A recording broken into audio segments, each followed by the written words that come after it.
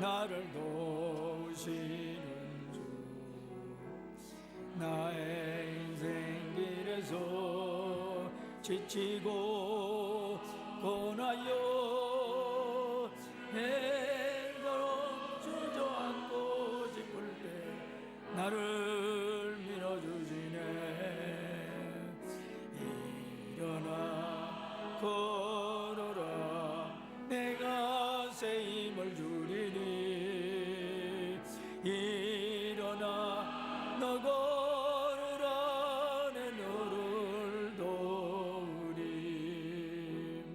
나의 등 뒤에서 나를 도우시는 주, 편히 길을 갈 때 보이지 않아도 지혜고나여 넘어질 때며 다가와 손을 내미네. 일어나 걸어라, 내가 새 힘을 주리니. 일어나 걸어라, 내 너를 도우리. 나의 등 뒤에서 나를 도우시는 주, 내 내로 뒤로와 보며 여전히 계신 주, 한자는 왜 서로 바라보시며 나를 제쳐가시네. 일어나 걸어라, 내가 새 힘을 주리니. 일어나 너 걸어라, 내 너를 도우리.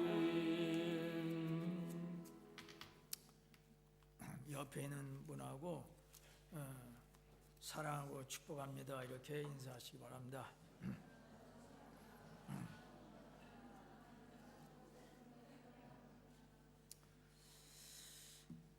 오늘은 민수기서 14장 1절부터 10절에 있는 말씀을 가지고 관점이라고 하는 제목 가지고 같이 은혜를 나누는 시간을 갖겠습니다.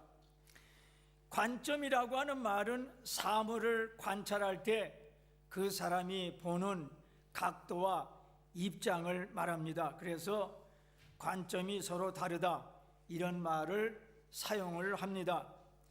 인생은 어떤 관점을 가지고 사느냐에 따라서 나중에 엄청난 결과를 가져다 주기 때문에 바른 관점, 하나님이 원하시는 관점을 가지고 살아야만 됩니다. 오늘 본문을 봅시다. 내용이 이러합니다. 이스라엘 민족이 애굽에서 탈출해서 광야에서 약 1년 정도 생활하다가 하나님의 명령으로 이제 가나안 땅에 들어가려고 그러는데, 그 전에 이스라엘 12지파에서 각 한 명씩, 그러니까 12명의 대표를 뽑아서 그들이 앞으로 들어가서 살 땅 가나안을 미리 가서 정탐하라고 보냈습니다. 그래서 12명 정탐꾼들이 40일 동안 가나안 땅의 토지와 가나안 원주민과 그들이 사는 성읍과 그곳에서 나는 농산물을 유심히 살피고 나서 다시 광야로 돌아와서 궁금해하는 모세와 백성에게 보고합니다. 그런데 12명이 똑같은 땅, 똑같은 원주민, 똑같은 농산물을 보았는데 이스라엘 백성에게 보고하는 내용이 달랐습니다. 10명 정탐꾼은 궁금해하는 이스라엘 백성에게 말하기를 그 땅에 사는 원주민들은 강하고 성읍은 견고하고 심히 크다. 그리고 그들이 그 정탐한 땅을 악평하여 말하기를 우리가 두루다니며 정탐한 땅은 사람들을 삼키는 땅이요 원주민들은 신장이 장대합니다. 그래서 레피림 우선인 아낙 자손의 거인들을 보았나니 우리는 보기에도 메뚜기 같아서 그들이 우리를 우습게 봅니다. 그들 10명의 의견은 이러했습니다. 가나안 땅에 사는 원주민들은 거인들이요 용감한 사람들이요 장대한 사람들입니다. 우리는 그들에 비하면 메뚜기들이고 약하고 도무지 상대가 안 됩니다.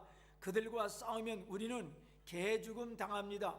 가나안 땅에 들어가면 전쟁도 하기 전에 모두 포로로 잡힙니다. 그러므로 우리는 이제 절망입니다. 끝입니다. 차라리 광야에서 죽거나 아니면 다시 애굽으로 돌아가는 것이 더 낫습니다.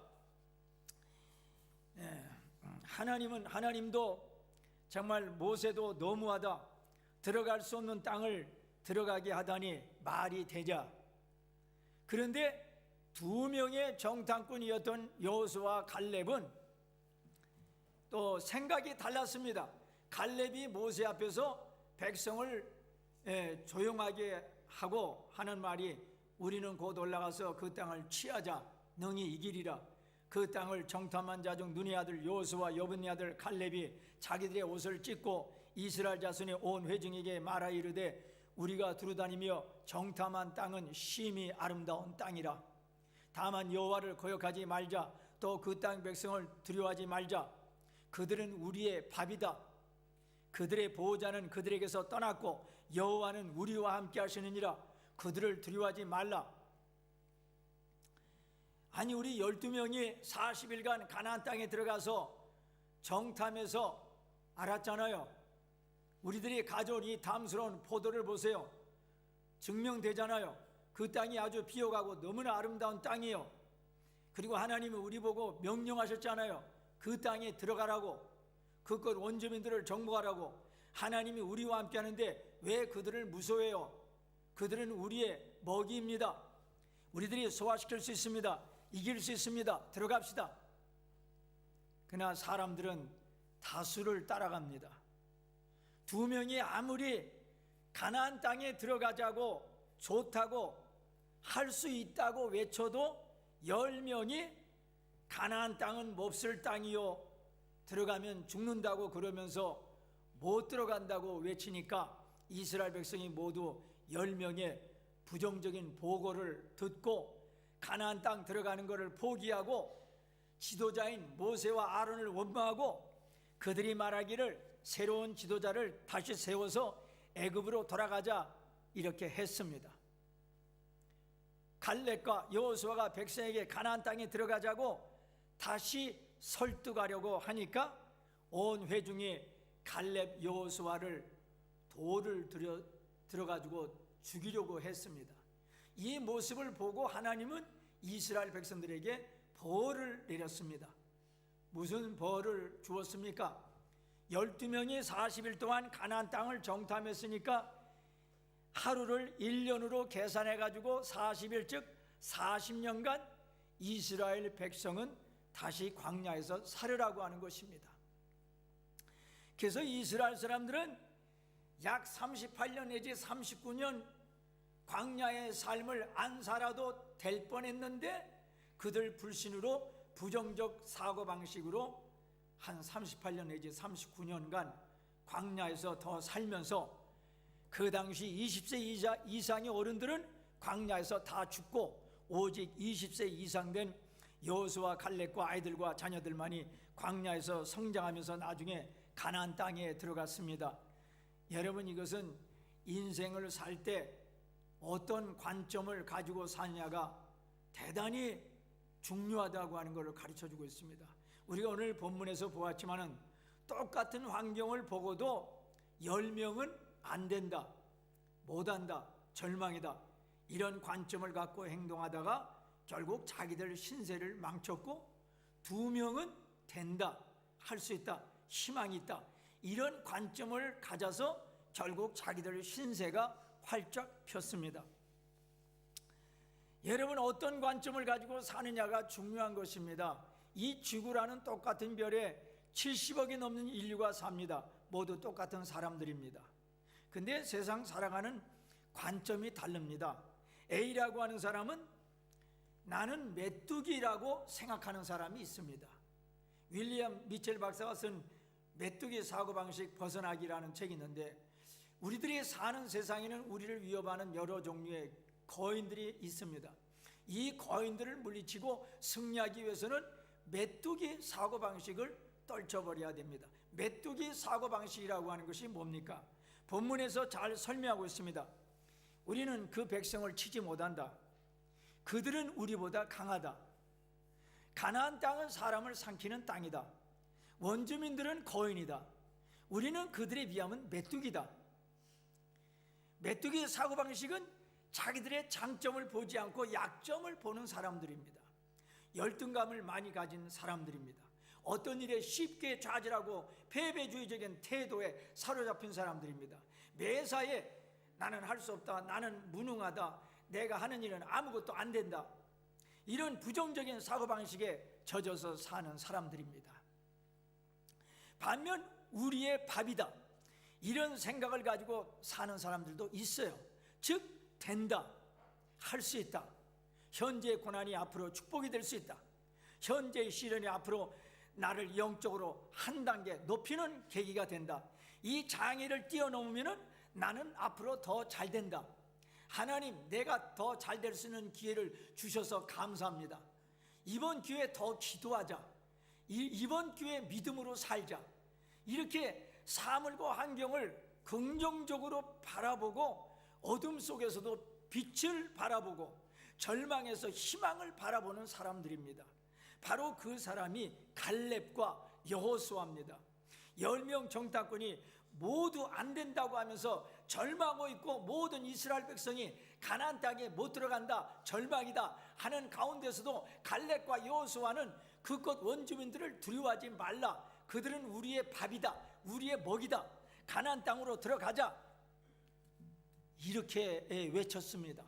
이 세상이 험한데 이 험한 세상에서 메뚜기 사고방식을 가지고는 살아갈 수가 없습니다. 약한 마음을 가지고는 살 수가 없습니다. 그들은 우리의 밥이다, 이런 긍정적이고 창조적이고 담대한 자세로 살아가야만 됩니다.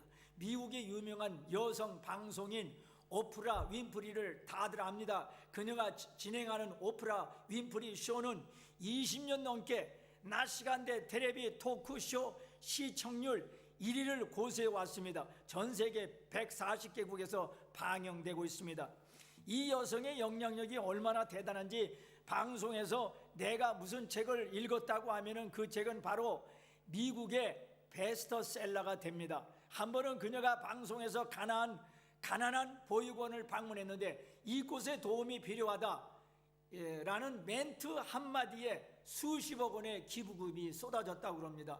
그런데 오프라 윈프리는 굉장히 불우한 어린 시절을 보냈다고 그럽니다. 사생아로 태어나가지고 9살 때 사촌에게 성폭행을 당했습니다. 불우한 환경에 절망하며 청소년 시기에는 마약을 하기도 했습니다. 그런 그녀가 어떻게 그 모든 상처를 딛고 세계적으로 영향력 있는 여성이 될 수 있었을까? 답은 하나입니다. 오프라 윈프리가 쓴 자서전이 있는데 그 책의 제목은 이것이 사명이다. 그 책에서 오프라 윈프리는 자기 인생의 4가지 사명을 이렇게 말하고 있습니다. 첫 번째, 남들보다 더 가진 것이 있다고 하면 그것은 축복이 아니라 사명이다. 두 번째, 남들보다 아픈 상처가 있다고 하면 그것은 고통이 아니라 사명이다. 세 번째, 남들보다 더 설레는 꿈이 있다면 그것은 망상이 아니라 사명이다. 네 번째, 남들보다 더 부담되는 어떤 것이 있다면 그것은 강요가 아니라 사명이다. 역시 인생은 해석입니다. 어떤 환경에 처해 있느냐가 중요한 게 아니라 환경을 해석하는 힘, 이것이 중요한 것입니다. 똑같이 어려운 환경을 만나도 어떤 사람은 자신이 만난 고통을 잘못 해석해가지고 아유 나는 저주받은 인생이야, 나 같은 거는 죽어도 아무도 슬퍼하지 않을 거야 라고 생각하고 자살을 생각하는 사람이 있는가 하면은 오프라 윈프리처럼 아픈 상처가 있으면 그것은 고통이 아니라 사명이다 하고 해석해가지고 인생을 개척해 나가는 사람이 있습니다. 자기에게 주어진 상황을 올바로 해석하는 힘, 바로 이것이 오늘날 오프라 윈프리를 세계적으로 영향력 있는 여성으로 만들었습니다. 영화 명랑을 통하여 많이 알려진 이순신 장군의 말이 있습니다. 신에게는 아직 12척의 배가 남아 있습니다. 현대그룹의 창업주인 고 정주영 회장은 이 말을 자주 했다고 그럽니다. 불가능하다고 해보기는 했어? 그렇습니다. 똑같은 별인 지구에 사는 70억이 넘는 사람들, 그러나 A라고 하는 사람은 까딱하면 어두운 면만 바라보고, 밝은 A라고 하는 사람은 껐덕하면 밝은 면을, 잘 어두운 가운데서 밝은 면을 바라봐요. 그리고 긍정적이고 창조적이고 희망의 관점을 가지고 살아가고 있고, B라고 하는 사람은 껐덕하면 어두운 면을 생각하고 부정적이고 대표적이고 절망의 관점을 가지고 삽니다. 우리는 A의 관점을 본받아야 되겠습니다. 인간적으로 생각하면 의문이 나는 나라가 있습니다. 그것은 지상에 있는 200개 나라 중에서 스위스입니다. 스위스는 우리 대한민국만한가? 아니면 대한민국보다 조금 작을까 그래요. 그리고 인구도 우리 나라의 6분의 1밖에 안 되고, 무엇보다도 나라가 온통 험한 산으로 이루어진 나라입니다. 그리고 유럽의 강대국들 사이에 갇혀있는 나라입니다. 이런 나라가 인간적으로 생각하면 무슨 희망이 있겠어요? 근데 2014년 스위스 국민 개인이 소유하고 있는 재산이 평균적으로 세계 1위입니다. 1인당 15만 7천 유로를 소유하고 있다고 그래요. 미국이 2위입니다. 이 나라는 17위입니다. 그리고 세계 국가 경쟁력도 스위스가 작년에도 1등이고 올해도 1등입니다. 2위가 싱가포르, 3위가 미국, 4위가 독일입니다. 스위스 국민이 죄가 없어서 이쁘다고 하나님이 세계 제일의 부자로, 세계 제일의 국가 경쟁 능력을 준 것은 아닙니다. 스위스는 인간적으로 생각하면 절망입니다. 거의 산으로, 험한 산으로 덮여있기 때문에. 그런데도 그 국민들이 절망 안 하고 희망을 가지고 산을 잘 개발해 가지고 세계가 부러워하는 나라를 만들었다고 하는 것입니다. 윈스턴 처칠이 말하기를 위기는 변화를 위한 새로운 좋은 기회다. 적극적으로 생각을 해야 됩니다. 본문 내용을 보십시오. 본문 내용은 약 3,500년 전에 일어난 사건입니다. 그 당시 이스라엘은 하나님이 택한 성민이지만 하나님은 광야에서 떠돌아다니는 집시 같은 신세였던 이스라엘 사람들을 적과 끓이 흐르는 아름다운 땅으로 인도하셔서 그곳에 나라를 세우고 행복하게 살게 해주려고 했습니다. 그래서 200만 이스라엘 사람들 보고 이제는 광야 생활을 청산하고 가나안 땅에 들어가라고 명령을 했습니다. 그리고 들어가서 원주민들을 정복하라고 명령을 했습니다. 이런 축복을 주려는 하나님의 의도가 있었는데 10명 정탐꾼들과 백성이 가나안의 환경, 즉 거대한 원주민과 크고 강한 성읍들을 보고 그만 기가 죽어서 하나님의 약속을 외면하고 약속의 말씀을 외면하고 절망의 관점을 갖고 하나님 불신의 마음을 가졌기 때문에 망했습니다. 그러니까 10명의 정탐꾼들과 20세 이상 된 이스라엘 백성은 하나님을 불신하고 하나님 말씀을 외면하고 눈에 보이는 가난한 원주민들을 너무나 무서워해가지고 너무 약한 마음을 먹고 나약한 삶의 자세를 가져서 망했습니다. 그러나 2명 정탐꾼은 하나님을 믿고 하나님 말씀을 꽉 붙잡고 담대히 실천했습니다. 눈에 보이는 가난한 원주민을 무서워 안 했습니다. 그래서 승리했습니다. 여러분, 이 세상 삶이 어렵습니까? 고난도 많고 시련도 많고 슬픔도 많고 어려움도 많습니까? 그래도 이런 것들만 바라보고 낙심하고 약한 마음을 가져서는 안 됩니다. 우리는 긍정적이고 창조적이고 생산적이고 밝고 희망이 넘치는 관점을 가지고 살아야만 됩니다. 왜냐? 예수님의 십자가와 예수님 부활로 죄 용서함 받고 구원받았습니다. 그래서 하나님 백성이 되었습니다. 하나님 자녀가 되었습니다. 하나님 나라의 왕자 공주들입니다. 천사도 우리를 부러워합니다. 하나님이 우리 하나님 아버지입니다. 하나님이 우리 삶을 책임져 주십니다. 우리는 하나님을 바라봐야 됩니다. 전능하신 하나님, 사랑의 하나님, 이 하나님이 나의 아버지가 되시고 우리는 그분의 자녀고 하나님께서 우리 뒤에 계시고 우리를 도우신다는 든든한 마음을 가지고 살아야만 됩니다. 그러므로 이 세상 상과 환경을 무서워하지 말고 하나님의 자녀로서 밝고 긍정적이고 담대한 자세로 살아야만 됩니다. 요한복음 16장 33절 세상에서는 너희가 환난을 당하나 담대하라 내가 세상을 이기었노라. 히브리서 13장 6절 우리가 담대히 말하되 주는 나를 돕는 자시니 내가 무서워 아니하겠노라. 사람이 내게 어찌하려. 누가 지금 어려움을 당하고 있습니까? 비탄하지 마시기 바랍니다. 이렇게 생각하시기 바랍니다. 더 좋은 일이 생길 모양이다. 내가 이 고난을 통하여 내가 하나님 앞에 더 나갈 수 있겠구나. 하나님의 뜻이 담겨 있구나. 이 고난 중에서 더 열심히 살자. 로마서 8장 28절 하나님은 사랑한 자 곧 그 뜻대로 부르심을 입은 자들에게는 모든 것이 합력하여 선을 이루니라. 로마서 5장 3절 우리가 환난 중에도 즐거워하나니 이는 환난은 인내를, 인내는 연단을, 연단은 소망을 이루는 줄 아닙니다. 절망과 탄식의 소리가 그치지 않는 세상을 향해서 우리는 절대 긍정의 믿음과 절대 희망의 찬송을 노래하며 살아가야만 되겠습니다. 환경이 어렵다고 기죽지 말고 그럴수록 환경보다 더 크신 하나님을 의지하시기 바랍니다. 나를 밀어주는 하나님이 내 뒤에 계시고 하나님이 나에게 하시는 말씀 강하고 담대하라. 이 말씀을 붙잡고 사시기 바랍니다. 여러분은 하나님의 자녀라고 믿으세요? 그러면 강하고 담대한 자세로 사시기 바랍니다. 환경이 어려워도 하나님이 도와주시면은 그것은 나의 밥이 된다. 이런 자세로 사시기 바랍니다. 여러분 10명 정탐꾼들이 백성들에게 가나안 원주민들은 장대하고 우리는 메뚜기 같다. 그러므로 들어가면 죽는다.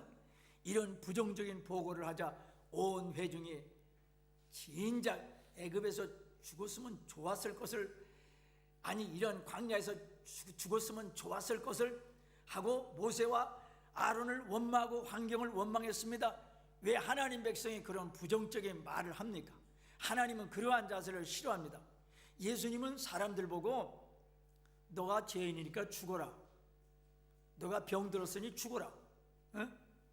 너가 귀신 들렸으니 죽어라.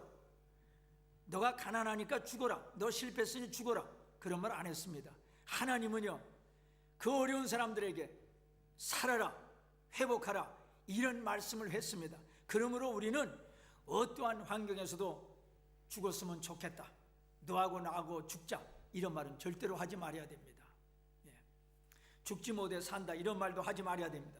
반대의 말을 해야 됩니다. 죽으라는 법은 없다. 견뎌 나가면 살 길이 생긴다. 이런 생명의 말을 하시기 바랍니다. 땅끝의 모든 백성아 나를 앙망하라. 그리하면 너희가 살리라. 이럴수록 하나님께 더 기도하고 더 의지하시기 바랍니다. 그러면 사는 길이 열립니다. 성도 여러분, 본문에서 갈렙은 모든 현실적인 악조건과 많은 사람들의 그 부정적인 시각에도 불구하고 가나안 정복을 확신하여 이스라엘 백성에게 소망을 제시할 수 있었습니다. 이건 결코 갈렙의 혈기에서 비롯된 만용이 아닙니다.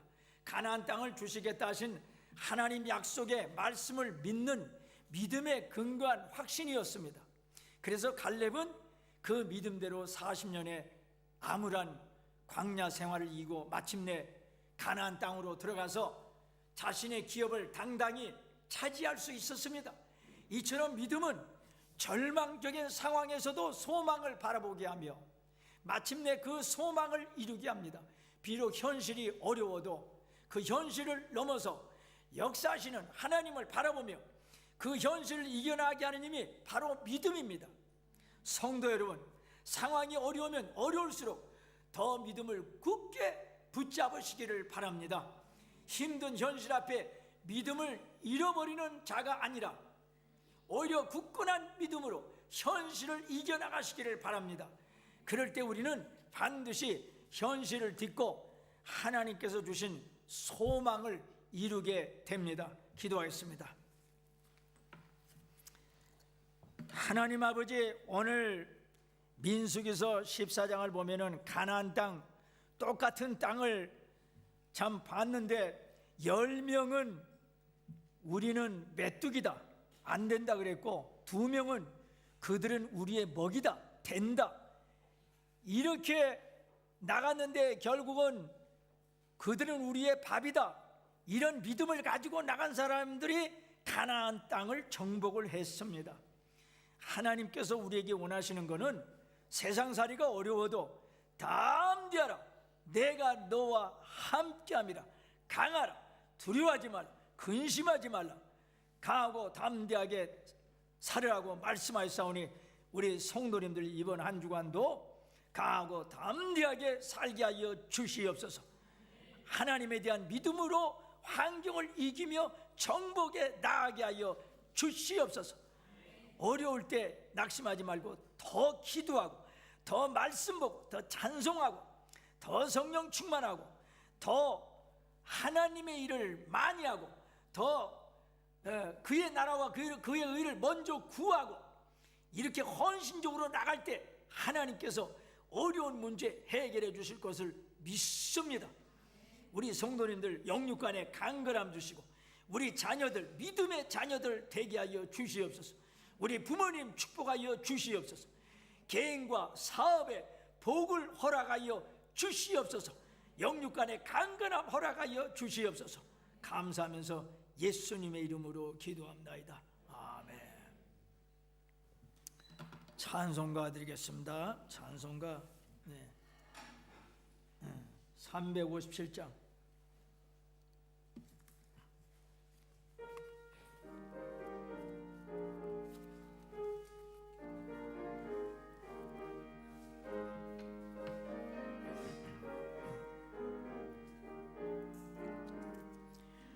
주 믿는 사람 일어나 하의 힘을 아파요. 이 세상 모든 마귀를 합쳐서 멸하세.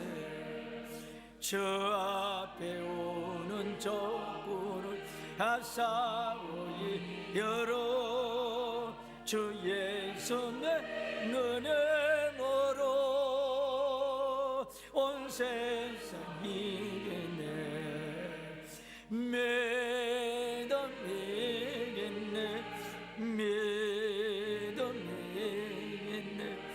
주의 서를 믿음이 온 세상 이겠네 오늘 음악이 괴율로 근죄에 빠지니 진리로 띠를 띠고서 놀기도 놀이세 참매고 기하면서 헛없이 나갈 때 주의 손편들에 멀어 온 세상 이겠네 믿음이겠네 믿음이겠네 주의 서를 믿음이 온 세상 이겠네 끝까지 이긴 자에게 흰 옷을 입히고 또 영생 복을 주시니 참 기쁜 일일세 이 어두운 세상 지나서 저 정성 가도록 주의 손에 눈에 멀어 온 세상 이기네 믿음이겠네 믿음이겠네 주의 너를 믿음이 온 세상 이기네. 이 시간은 성찬의 시간입니다. 성찬. 우리 성찬위원들은 앞으로 나오시기를 바랍니다.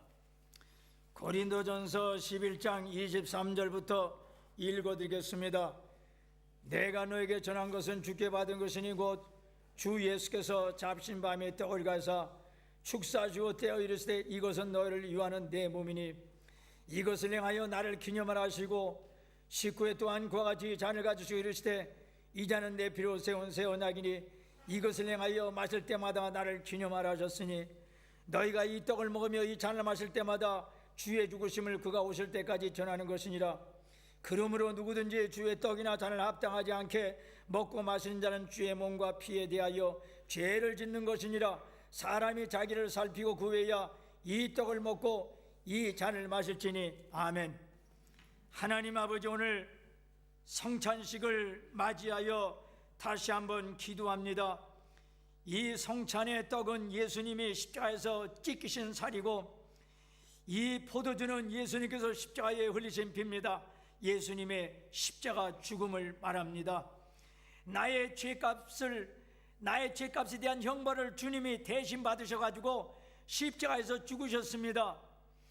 예수님의 십자가의 죽음과 예수님의 부활을 저희들이 믿기 때문에 죄 용서함 받고 구원받았습니다. 하나님 고맙습니다.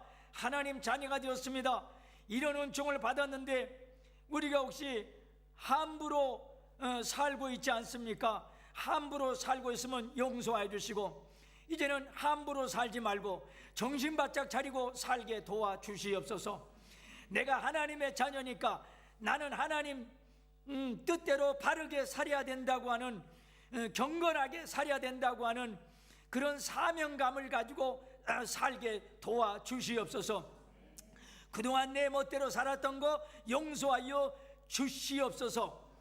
쉽게 화를 냈던 것도 용서해 주시고, 쉽게 분노를 터뜨린 것도 용서해 주시고, 쉽게 남을 의심했던 것도, 남을 정죄한 것도 용서하여 주시옵소서. 우리 부모님에게 효도하지 못한 것도 용서하여 주시옵소서. 그리고 공부와 내가 해야 할 일을 등한히 한 것도 용서하여 주시옵소서. 하나님이 나에게 맡긴 이 공부하고 내가 하는 일도 성실하게 할 수 있도록 도와주시옵소서. 세상에서 빛과 소금의 직분 잘 감당하게 도와주시옵소서. 예수님의 이름으로 기도합나이다. 아멘. 찬송가 229장 드리겠습니다.